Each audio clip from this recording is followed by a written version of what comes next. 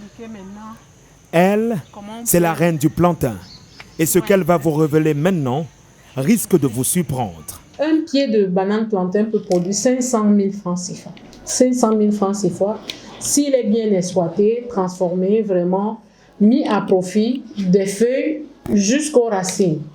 Avec des pieds de plantain, c'est une kyrielle de produits dérivés issus de la transformation. Il y a le vinaigre de plantain, il y a des mèches que nous produisons. Ici, ce n'est pas complètement travaillé parce que l'objectif ici, c'est d'en faire une toile qui va nous permettre de fabriquer des sacs, des petits sacs à main, les bijoux à base de fibres de plantain. Mais c'est toujours le même process qui nous permet d'obtenir les mèches avec des fibres beaucoup plus fines pour les coiffures, pour un ensemble de choses. À côté de cela, je l'ai dit à l'entame, nous avons fait de la farine de plantain et avec cette farine, nous faisons des pâtes alimentaires. Nous faisons dans la pâtisserie tout ce qui est gâteaux, biscuits, crêpes, voilà, ce type de produits. Et puis nous avons des chips aromatisés à l'ail, au gingembre, à l'oignon, sucrés, non sucrés. Toujours à travers la banane plantain. Pour Dame Ngoto Wada, l'objectif est clair. Faire découvrir davantage les produits à base de banane plantain pour vulgariser la consommation et puis faire une petite promotion comme ça de la filière qui est très très riche. Diplômée de sciences et de gestion, cette guerrière est à la tête de Kindak, son entreprise qui fait la promotion des produits et valeurs africaines. Dans le GIC Étoile et puis les laboureurs, le GIC Les Laboureurs de Pouma. Ensuite, on s'est dit pourquoi pas une SARL parce que la portée de chaque type d'organisation est différente selon les partenaires qui vous approchent.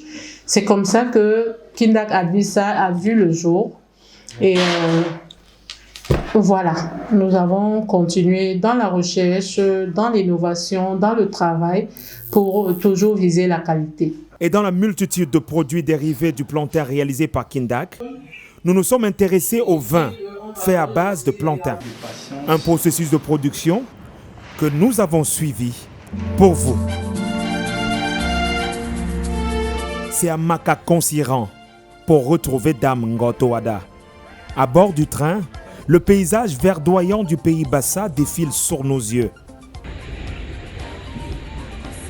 Arrivé dans ce village d'Union Ekele, l'environnement est plutôt calme. Pas une seconde à perdre, notre hôte nous invite à l'unité de production. Là, nous nous dirigeons vers l'unité de production où se fait un petit filtrage actuellement.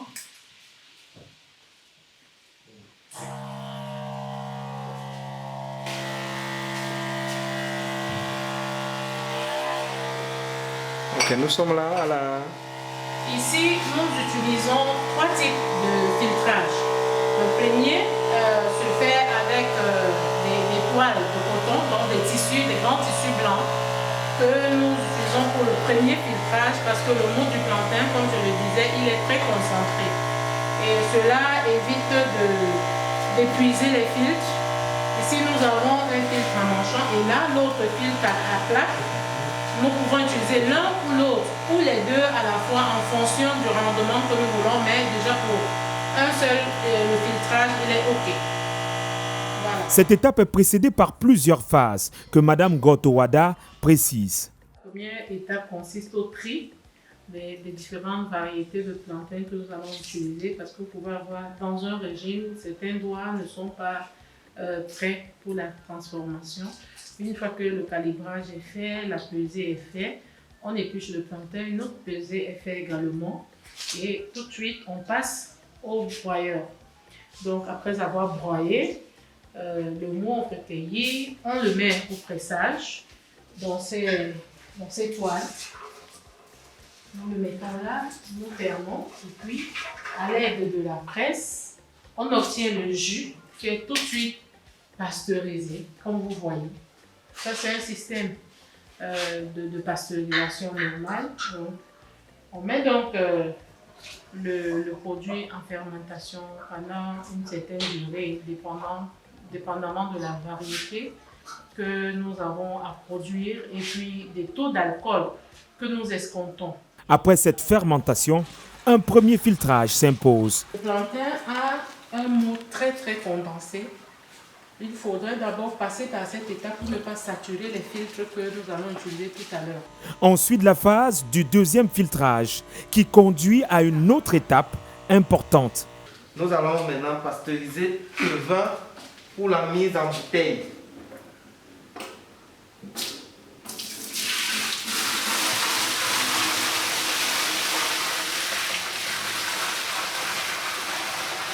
Des dispositions sont alors prises à cet effet. Nous faisons pour que l'alcool ne s'évapore pas. Bon, quoi qu'il en soit, quand même, nous perdons souvent entre 1 et 1,5 degré d'alcool. Sans oublier un contrôle maximal de la température. Là, nous avons un dispositif qui nous permet de contrôler la température. Et la température escomptée est de 63 à 65 degrés. Et c'est après déjà qu'on ait atteint cette température qu'on peut faire la mise en bouteille. Des minutes plus tard, la mise en bouteille peut donc s'effectuer, suivie du bouchonnage. Le processus minutieux se poursuit avec l'étiquetage. Au bout de cette chaîne, 3 variétés de vin. Le rouge, Ning, que vous voyez ici. Nous avons donc le blanc, Adna, que je vous ai cité, c'est lui le premier d'ailleurs, c'est lui qui donne naissance au reste. Nous avons ici Yi et Adna qui est parti du jus, parce qu'à la base, c'est le jus que nous faisions pour tomber sur le vin. Chez Kindak, le respect de la norme est une priorité. Nous avons donc ce petit microscope qui nous permet d'analyser après la pasteurisation, la mise en bouteille. On laisse passer un certain temps et on prélève un échantillon que nous analysons avant d'envoyer dans les laboratoires spécialisés pour les analyses finales et obtenir un certificat de conformité par rapport des tests microbiologiques qui permettent donc de mettre le consommateur en confiance. Cette autre étape est très importante. Parce que c'est elle qui nous renseigne au niveau de l'étiquetage. Lorsque vous n'avez pas analysé les paramètres de votre produit, vous ne pouvez pas savoir quel est le taux d'alcool, quel est l'alcool que votre produit contient. Si le produit, vous voulez du moelleux, quel est le niveau de sucre, les résidus que le produit contient. C'est grâce donc à tous ces équipements-ci. Oui, là, nous avons un alcomètre qui nous permet de mesurer exactement le pourcentage d'alcool. J'ai fait introduire 6 à 7 gouttes et puis elles ressortent là avant de renverser. Je lui donne quelques minutes pour analyser le volume. C'est un savoir-faire acquis au fil des expériences, traduisant la détermination de Kindak, qui au bout de 6 ans maîtrise pleinement sa chaîne de production. Mais au départ, le projet était loin d'être celui-ci. On est parti pour un premier temps à la production et la revente en l'état des régimes de bananes plantain. Mais la distance entre le site de production et le centre-ville de Makak étant de 13,5 km, cela nous a coûté en termes de périssement de la matière première. C'est ce qui nous a poussé à réfléchir, à nous pencher davantage sur les débouchés que pouvait nous apporter la transformation, notamment pour les besoins de conservation. Au début, la production de bananes plantain, qui conduirait à la transformation de la farine. Et avec un concours de circonstances, on a obtenu plus tard le vin. On a lancé des tests de production du vin de plantain. Au départ, on ne savait pas ce que c'était. C'était d'abord comme du jus. Ensuite, avec du jus, on a eu une étape de fermentation qui nous a renvoyé un résultat plutôt étonnant. Et nous avons voulu aller jusqu'au bout. Des compétences acquises autour de l'abnégation de réussir pour cette ancienne haut-cadre de société de télécom. Quand je dis très souvent qu'il m'arrivait de me coucher le soir, de me réveiller à 2 heures du matin avec une idée et de passer dans notre petit laboratoire pour faire des tests pour qu'à 4, 5, 6 heures du matin, qu'on ait quelque chose d'à peu près passable, une idée qu'avec le temps, on mûrissait et on améliorait. Les gens s'étonnent toujours comment est-ce que quelqu'un peut... Mais on vous dit très sincèrement que c'est comme ça que tous ces produits-ci sont nés. La production connaît alors de nombreuses difficultés. Oui, les coûts de production sont très très élevés à l'unité. Sur le volume global, comme généralement les artisans ne produisent pas de très très grandes quantités, cela peut paraître simple, mais une fois à l'unité, le coût de production il est énorme. Pourquoi? Parce que à tous les niveaux, vous n'arrivez pas à bénéficier des effets d'économie d'échelle. Ce qui conduit à un déficit de rentabilité. Et il faut ajouter à cela...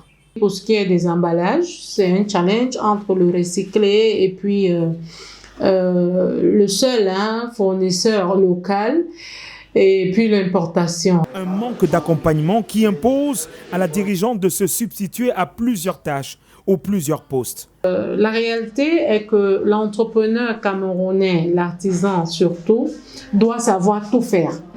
Il est multitâche.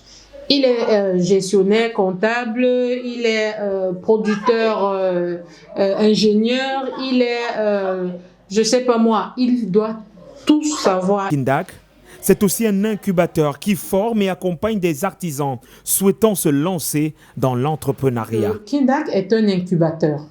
Kindak forme, Kindak accompagne des artisans qui veulent se lancer. C'est comme ça qu'après avoir formé, nous avons eu ce produit.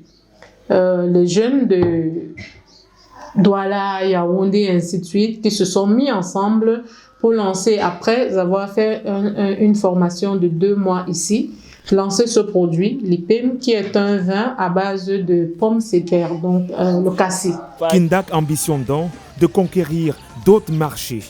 Et c'est en cela qu'elle a été auréolée par plusieurs prix, notamment le prix de l'innovation à Paris.